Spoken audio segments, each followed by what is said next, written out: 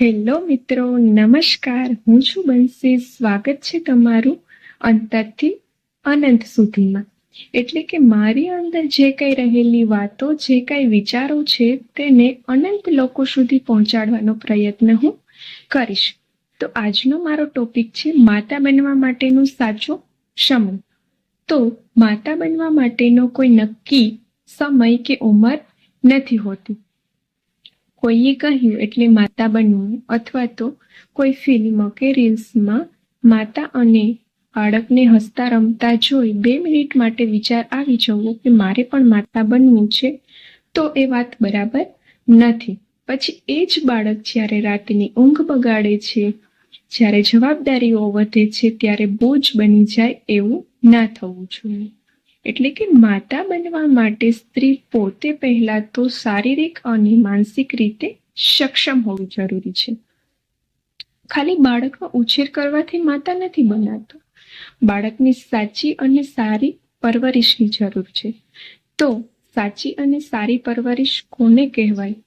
બાળકોને કેટલી માત્રામાં કેવો આહાર આપવો, તેને કેવા સંસ્કારો આપવા, તેને એ શીખવાડવું કે કોની સાથે કેટલો અને કેવો વ્યવહાર કરવો, એ બધું સારી પરવરિશમાં આવે છે. માનો કે તમારું બાળક 1 થી 1.5 વર્ષનું છે, તો તમે મોટું હોય તો અડધું અને નાનું હોય તો 1 કેળું આપી શકો. પછી બદામની વાત આવે તો 2 થી 3 નંગ દિવસના આપી શકો. આપણે બહેનોમાં કેવું હોય છે, 2 બહેનો ભેગી થાય એટલે એકબીજાને પૂછે કે તમારું બાળક કેવડું છે. ગુજરાતીઓમાં થોડું ઉંમર બાબતે ખોટું બોલવાની તો ટેવ હોય જ છે. 3 વર્ષ પૂરા થવામાં ફક્ત 2 જ મહિના બાકી હોય છે, તો પણ કહે છે મારું બાળક 2 વર્ષનું થયું છે અને તે 2 કેળા ખાઈ જાય છે.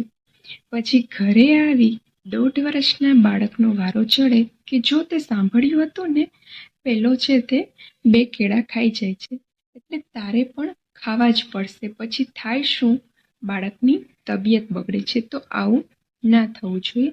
એટલે કે બાળકને તેના શરીર પ્રમાણે અને તેની ઉંમર પ્રમાણે ખોરાક આપવો જોઈએ. પછી ક્યાંક સાંભળ્યું હોય કે બદામ ખાવાથી મગજ સારું ચાલે, એટલે પતિદેવને કહે કે 500 ગ્રામ બદામ લેતા આવજો અને નક્કી કરે કે 1 મહિનામાં તે પૂરી કરી નાખવી છે, એટલે મારું બાળક બહુ હોશિયાર બની જાય. તો જો એવું જ હોય તો સારા ઘરના લોકો બદામની જ રોટલી અને બદામના જ શાક કરીને ના ખાતા.